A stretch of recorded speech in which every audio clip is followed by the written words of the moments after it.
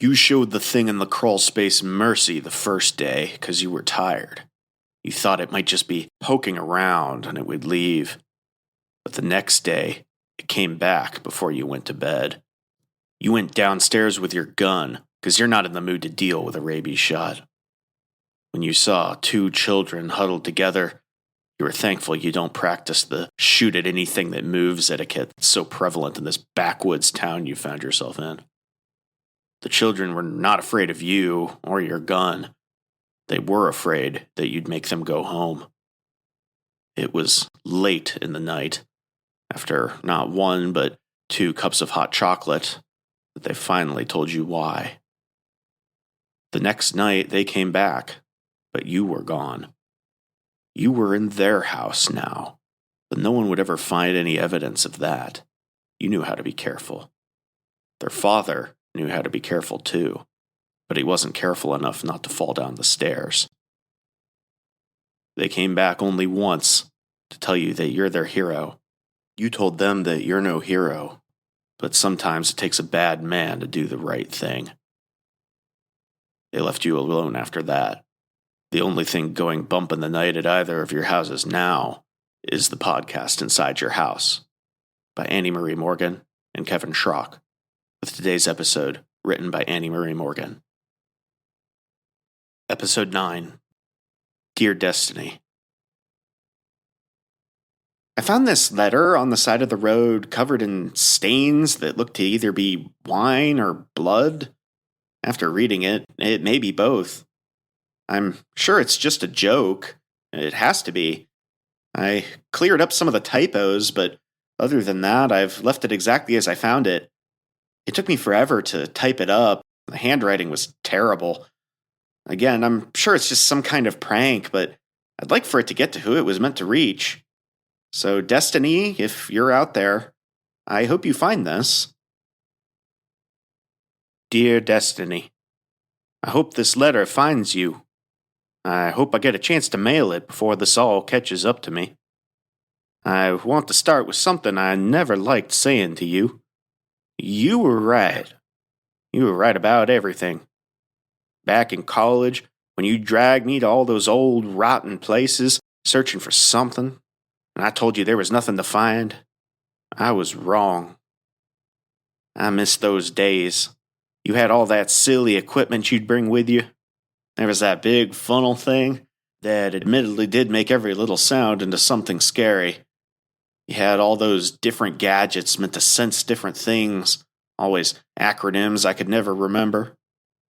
We'd sit up all night and listen to the old creaks and groans that live in every building, and you'd record them and play them back on something that beeped or lit up and swear you could hear voices. You wanted so badly to find something impossible, something bigger than us. It was the same way at church. You tried them all out, and when you couldn't drag anyone else along, I'd come with you. You were so sure that if you looked hard enough, you could find the right one. I never wanted to believe in either one, ghosts or gods, but now I'm writing to you because I finally saw something impossible. I caught a glimpse into the world beyond us, something unexplainable and horrible. I don't know if what I found is closer to the ghosts or the gods that you were always looking for, but it was not of this world. There are a lot of things in my line of work that I wish I could unsee. You always tried to pry about that. You said it was because you wanted to be there for me as a friend, and I've always known that wasn't the whole truth. You've got a morbid streak. You want to hear about the bad things, dark things. So I guess I'll get to it. I'm sure you've seen it on the news by now, and God, I hope you're watching from back home and didn't come out here again to find me. Please don't do anything stupid. Well, first off, I know it was your idea to go to the rave, but any thoughts you're having about this being somehow your fault need to stop right now. You're my friend because you get me out of my damn shell when I'm just laying around the house being miserable. No one could have possibly predicted what happened there. I'd thought about staying home when you said you were sick, both because I wouldn't get another chance to see you before you left town and because going to a rave alone sounded like a lot. I wasn't sure they'd even let me in. Without you, I just looked like an undercover cop. But you were right. I needed badly to get out of the damn house. Been alone with my thoughts too much lately.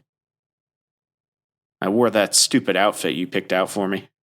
I know in this letter that I'm telling you were right about a lot of things, but I'm not going to budge on the hot preacher outfit being a bit much.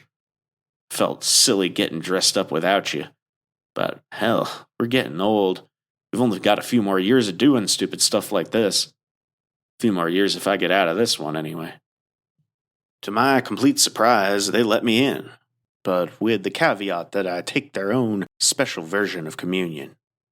To get inside, I had to eat a communion wafer with a cross printed on it. I later found out it was laced with acid and molly. Not a lot of either one, but enough to feel something. I also had to take a little cup of wine to wash it down.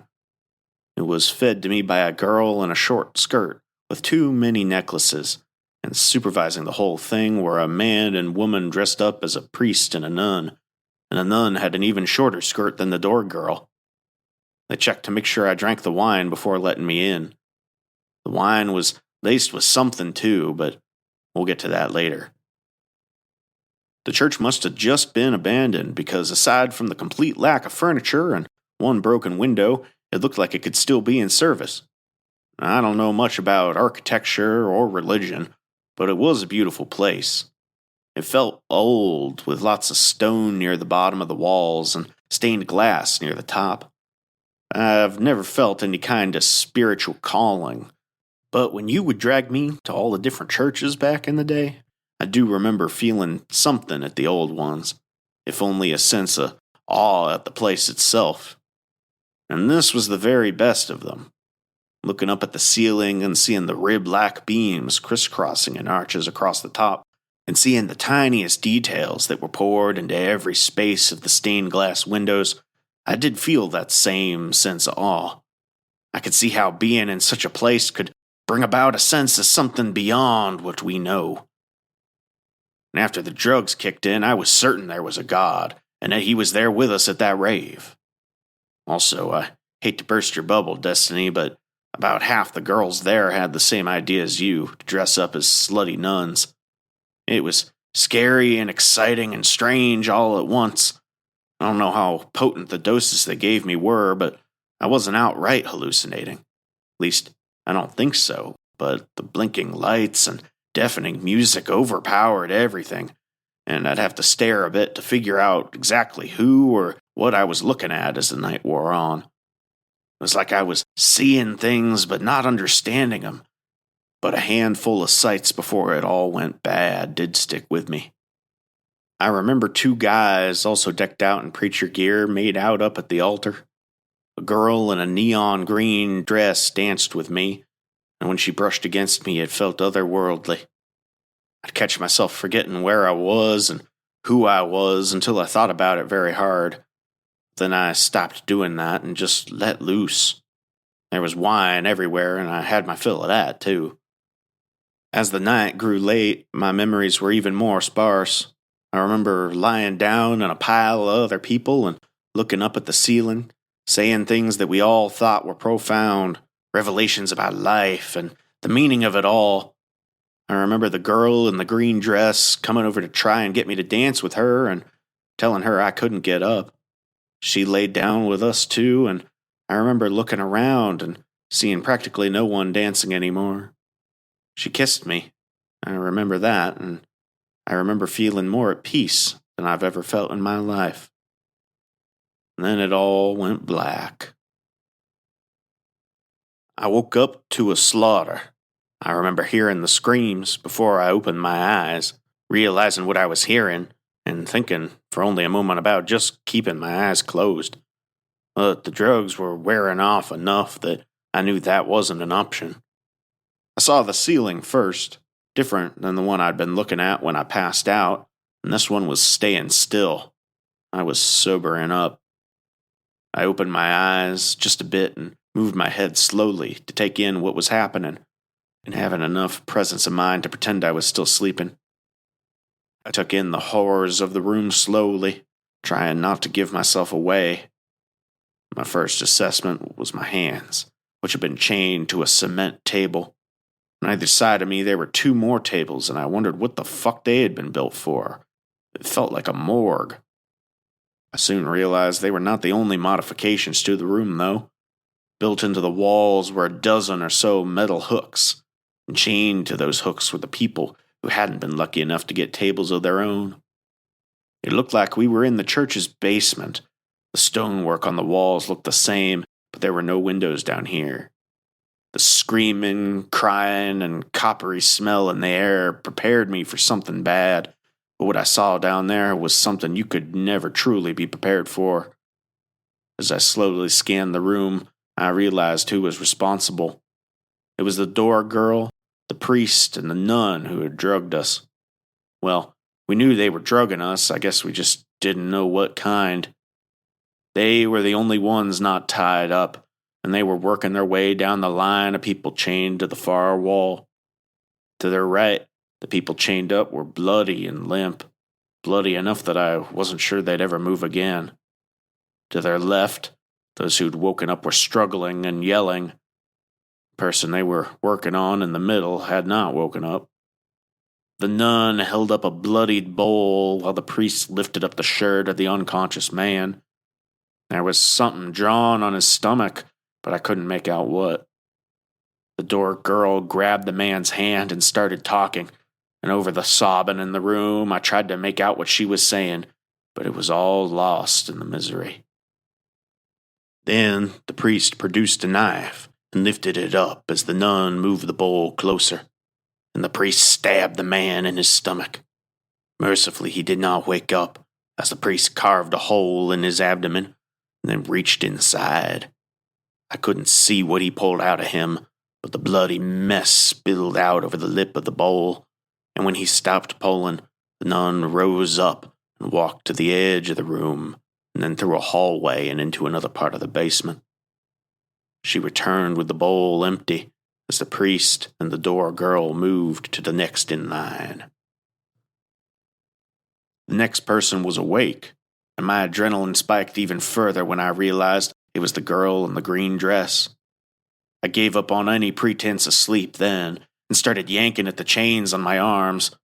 I also started looking around the rest of the room, trying to pinpoint the exits so I'd be ready if I did get free.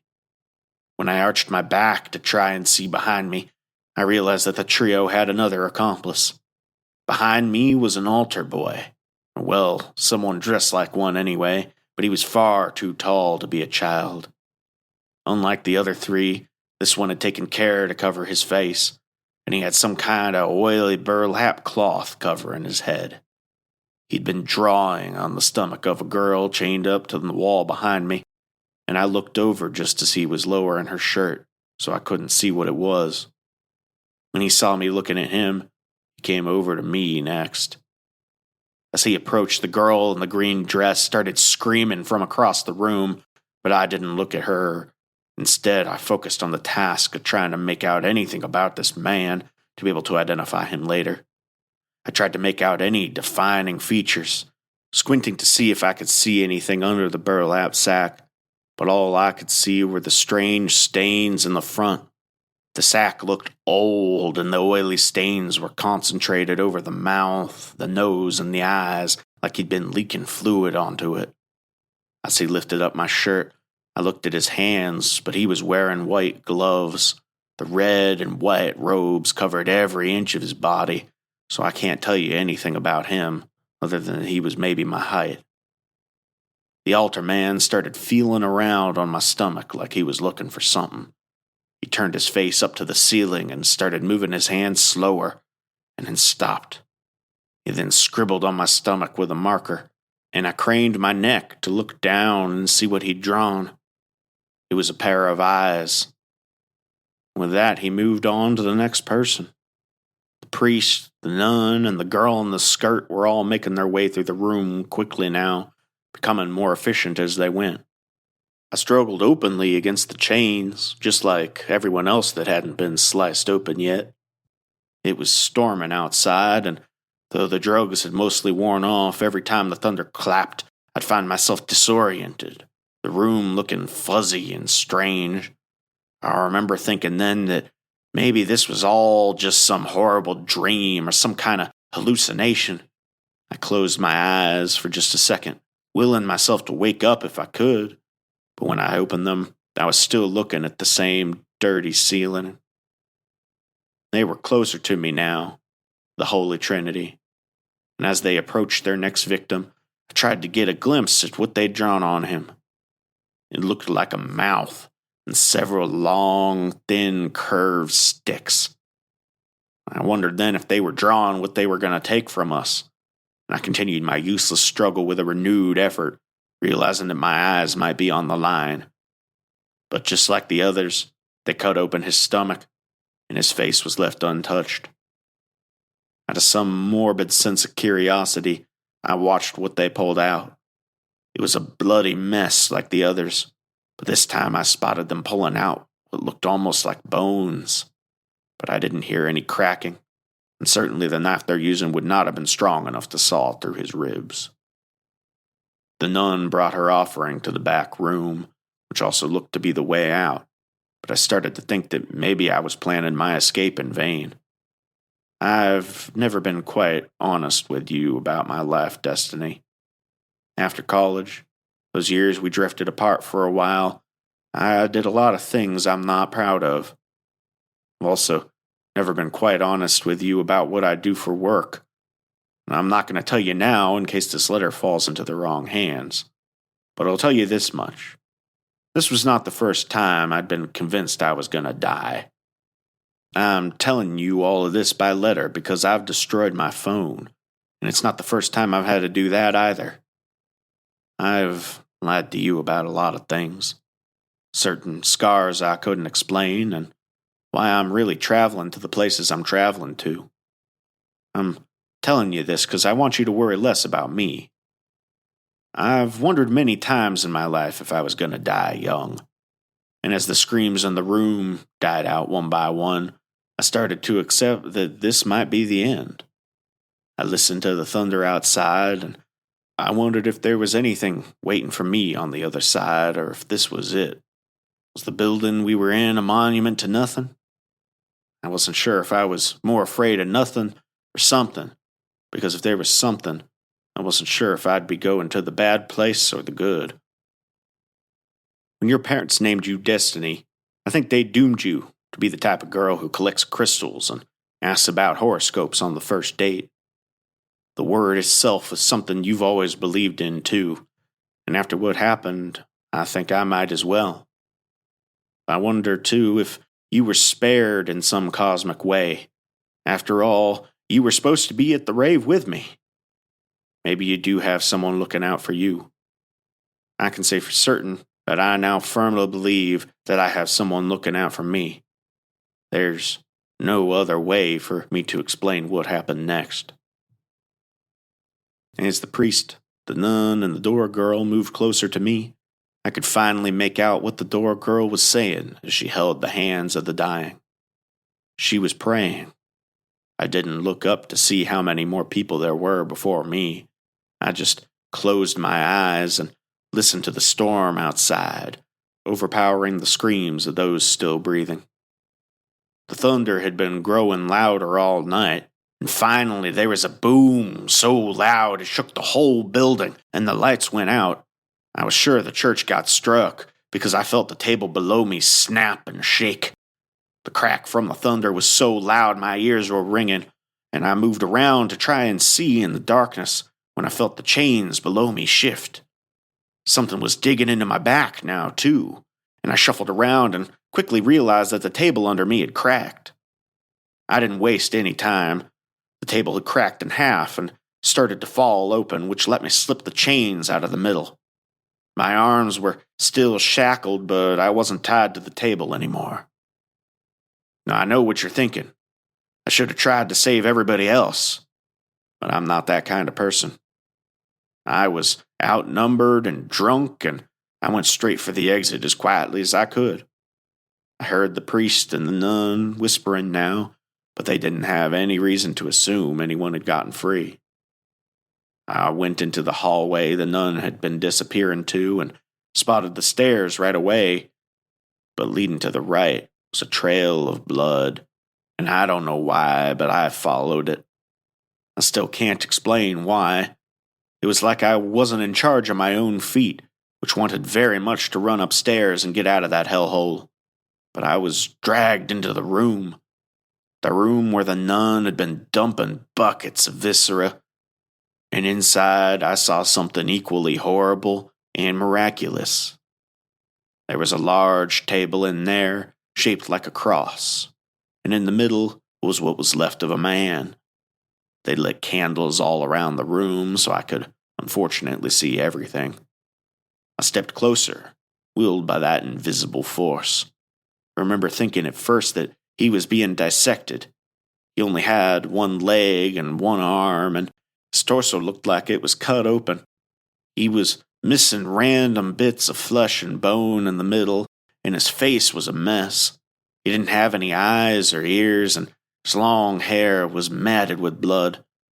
I looked around the small room for the pile of guts that the nun must have been putting somewhere, but I didn't see anything.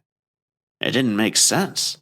I was certain she'd been coming in here. The blood led in here, and judging by from what they'd taken from this man, too, there should have been a whole pile of offal somewhere. But there was nothing in the room except the man. I don't know how long I was in there, held in that dreamlike state.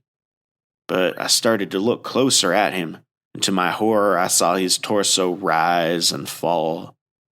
He was still alive. Inside his abdomen I could see exposed ribs and guts, and I had no idea how he could lose so much blood and still be alive. I looked closer at his injuries, and it was hard to tell what kind of knife had inflicted them. I couldn't see any cut marks or anything. It was like, on the parts that were missing, his skin and organs had simply fallen off. Then I noticed something even stranger. On his right side, where things had been carved away to reveal the inside, it looked like one of his rib bones was moving. My gaze locked in, and I watched as it shifted back inside of him, moving of its own accord before snapping into place. I noticed then, too, that the blood being pumped out of him on the parts that were missing was sort of flowing back in, like it was moving around to go back inside his body as soon as it left. I looked up at his face then and noticed the neat ring of blood around his mouth, absent of any injury. It looked like it had been cut off and reattached. He grabbed me then with his one arm, and I saw as it clasped my hand that there was a hole running neatly through the center.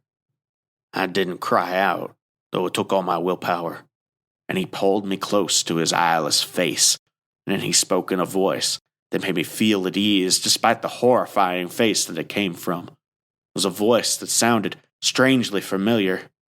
He told me, "My child, you have to stop them." Then he let me go, and the strange spell that had been holding me there vanished. I snuck up the stairs, listening to the screams resume in the dungeon below. They hadn't noticed my absence yet. I got out quickly. I picked a direction and ran. They would notice the cracked table any minute now. And we were in an industrial area, and there weren't really houses to knock on, so I just tried to find a road that might have cars this time of night. The first car I flagged down didn't stop, neither did the second. For the third car, I decided to take matters into my own hands, and I stood in the road. They didn't want to stop, but they didn't want to hit me either, so they tried to drive around me, but I jumped in front. I was desperate. No, they weren't going very fast, but with the wine, the drugs, and the adrenaline, I hit my head hard enough to pass out when we collided. I do wish I'd been more careful, because by the time I woke up, the others in the basement were long dead.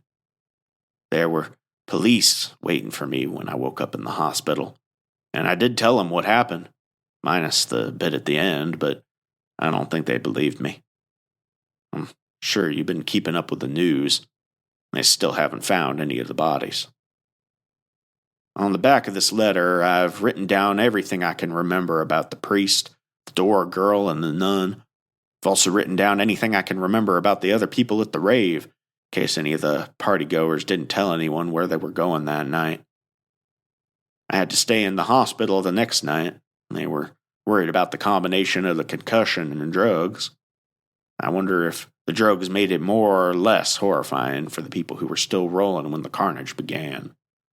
Did the ecstasy make them careless, or did it make them feel everything more? A few hours after my interview, I started to feel well enough to eat something, but it made me sick right away. When I threw up, I tasted blood, so I looked in the bowl to see how serious it was. There was quite a bit of blood, but, well, I don't think it was mine. Between the gray and orange goo from my hospital lunch, floating in the middle of the toilet was an eye. It spun around, floating in the bloody water, and though it had no lids to blink with, I swear it was looking at me. One of the detectives I'd talked to had given me his business card, so I went down to the lobby to call him. I left my phone in the car during the rave, as per the rules, so I had to find a landline. I couldn't have been gone more than 5 minutes, but when I went back up to my hospital room, the door was open. I figured it was probably just a nurse coming to check on me, but I walked in slowly and quietly just in case. I made a beeline for the bathroom, and the blood and chunks were still there, but the eye was gone. I left then. I didn't go home. I won't go into the details, but I wasn't exactly unprepared to have to leave at the drop of a hat. I'm writing you this letter from somewhere safe, and this is the last time I'll contact you until I know it's safe to do it in person. I had managed to throw up the rest of the blood, along with the other eye. It's been a week now, and it hasn't decayed a bit. It moves around on its own, and I'm certain it sees me. The last few years, I feel like you've been telling me I'm not living up to my potential. And that's not entirely fair. I just haven't been telling you about everything that I get up to. But you are right. The way I've been living, the things I've been doing, it's not what I want to be. I think this is a chance to reinvent myself. I feel like I've been chosen for something. I know the eye can see me, and I know that wherever its owner is, he has a mouth to speak. When the time is right, I'm going to let them come to me. I'm writing you this because I have no idea if I will come out of this alive, but I want you to know what happened. I also know that you'll believe me no matter what. If I get out of this alive, maybe we'll finally sit down and I'll tell you about all the secrets I've been keeping all these years. I think it would be nice to get some of that off my chest. But if I don't make it, and you never hear from me again, I want you to know that you were right. Whether you were right about gods or ghosts or perhaps both, I'm still not sure. But I've found something bigger than us. For the first time in my life, I feel like I'm finally where I was meant to be. So thank you for being my friend, Destiny. I hope we meet again. Paul. Thank you for tuning in to this episode of The Podcast Inside Your House. To hear every tale of terror as they're released, subscribe to our show on your podcast app or on YouTube. And, until next time, take a moment this week to catch up with the Destiny in your life. She might be trying to tell you something.